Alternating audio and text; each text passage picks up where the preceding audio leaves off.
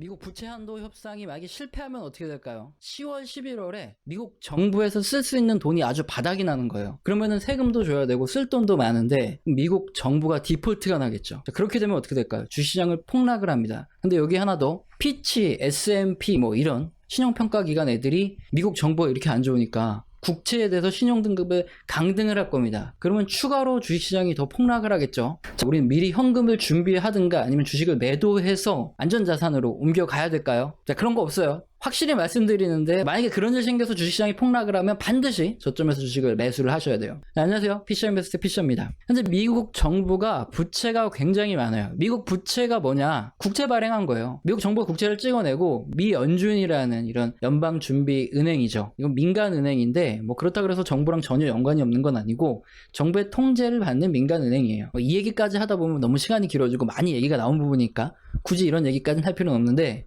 어쨌든 지금 미국 정부가 발행한 국채가 약 28조 달러입니다. 근데 이게 왜 문제가 될까요? 미국 공화당하고 민주당이 있죠. 얘네들 둘이 합의를 했어요.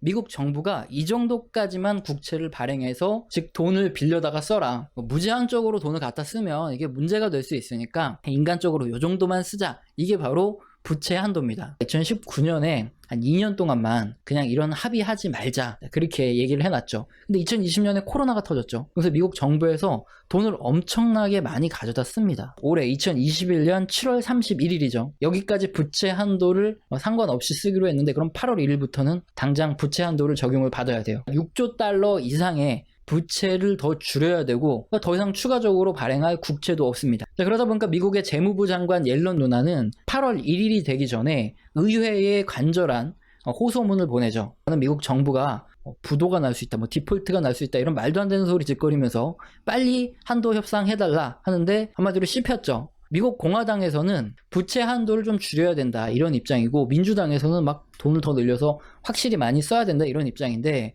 공화당이 미쳤다고 옐런 누나 말 한마디 듣고 부채 한도를 협상해 주겠습니까? 시간을 질질 끌면서 민주당과 협의해서 얻어낼 게 얼마나 더 많은데요. 씨알도 안 먹히는 이런 소리를 옐런 누나가 했다가 가볍게 개무시 당했고요. 근데 옐런 누나는 왜 하필이면 8월 1일이 되기 전에 이런 서한을 보냈을까요? 8월에 의회가 휴회를 합니다. 그러다 보니까 9월 1일부터 한도 협상이고 뭐고 할 수 있어요. 8월 내내 부채 한도 협상에 대한 얘기가 나올 텐데 확실한 결론이 없습니다. 8월에는 신경을 꺼두셔야 되는 거고요. 그럼 이제 앞으로 어떻게 될까? 미국 정부는 무슨 돈으로 공무원들 월급도 줘야 되고 정부가 써야 할 돈 있잖아요. 이 돈을 어떻게 쓸까? 이 고민하는데 걱정을 할 필요가 없어요. 특별 조치라는 것도 있고 미국 정부가 가지고 있는 현재 현금이 한 4,500억 달러 이상 있기 때문에 이 돈으로 일단 버틸 수 있습니다. 특별 조치라는 건 뭐냐? 퇴직 공무원 연금이라든가 아니면 장애인 연금을 더 이상 정부가 내지 않는 거예요. 그리고 증권투자기금, 뭐 외환 안정기금 여기에도 돈을 안 내고 이런 식으로 줄이면 한 3,400억 달러 이 정도를 아낄 수 있다고 합니다. 현금 있는 것까지 포함해서 대략적으로 한 8천억 달러 정도 이 정도 있으니까 못해도 10월, 11월까지는 버틸 수 있는 거죠. 근데 10월 1일에 목돈이 나갈 게 있어요. 국방퇴직연금 관련해서 그리고 헬스케어 관련해서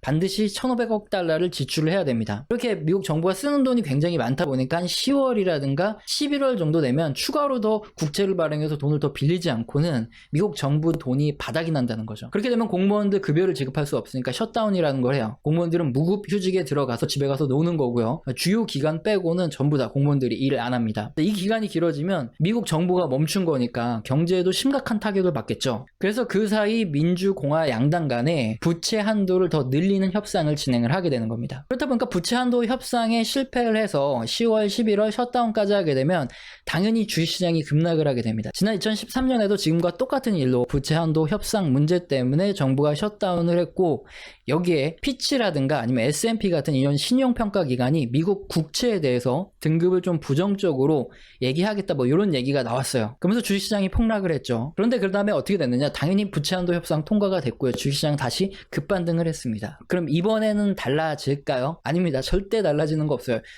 만약에 이 문제 때문에 폭락을 하게 되면 여러분들 반드시 주식을 매수를 하셔야 돼요. 왜 그런가 이유를 설명드리면 지금 블루웨이브 상황입니다. 하원, 상원 그리고 대통령까지 전부 다 민주당이 휩쓸고 있어요. 최악의 경우에는 단독으로 민주당이 부채 한도 협상을 통과를 시켜서 굉장히 높게 부채 한도를 올려놓을 겁니다. 그렇게 되면 공화당이 앞으로 모든 일에 대해서 사사건건 굉장히 반대를 크게 할 거기 때문에 적당한 선에서 합의를 하려고 하겠죠. 근데 공화당이 원하는 건 뭐냐면은 바이든 정부가 돈을 너무 많이 쓴다는 거예요. 그래서 이 부분에 대해서 우리가 앞으로 협의를 해 나가면서 좀 줄이자, 이 부분을 얻어내고 부채 한도를 협상해 줄 가능성이 굉장히 큽니다. 제가 왜 이렇게 강하게 말씀을 드리냐 하면은 주식을 시작한 지 얼마 안 되신 분들, 아니면 미국의 과거 역사를 잘 모르시는 이 경제 초보자님들은 부채 한도 협상 이슈 또는 뭐 신용등급 강등 이슈가 나오게 되면은 주식시장이 급락을 하는데 이때 겁에 질려서 매도를 하게 돼요. 자, 왜 이런 일이 발생하냐면은 헤지펀드부터 기관들이 풋을 미리 투자를 하는 거죠. 주가가 떨어지면 돈을 벌도록 옵션 선물을 투자를 해놓고 그 다음에 현물을 팔아서 주식시장을 급락시킵니다. 그 다음에 여러 가지 뉴스를 흘리죠. 뭐 경제가 망가질 거라는 등, 뭐 달러 패권이 붕괴될 거라는 등, 미국이 뭐 무너질 거라는 등 헛소리를 짓거립니다. 그렇게 되면은 공포에 질려서 사람들이 주식을 매도하기 시작하고요. 그러면 주가가 굉장히 큰 폭으로 하락하면 지들은 선물 옵션으로 수익 난 거로 밑에서 쓸어 담고 있는 거죠. 그때. 그래서 우리 개미들의 돈을 다 털어가는 겁니다. 그래서 여러분들께 강력하게 말씀드리는 게, 만약에 부채 한도 협상 이슈라든가 뭐 디폴트 이슈, 아니면 셧다운 이슈, 또는 미국 국채에 대한 신용등급 강등 이슈로 주식시장이 폭락을 하게 되면 저점에서 반드시 주식을 매수하면 그 다음에 급반등할 가능성이 아주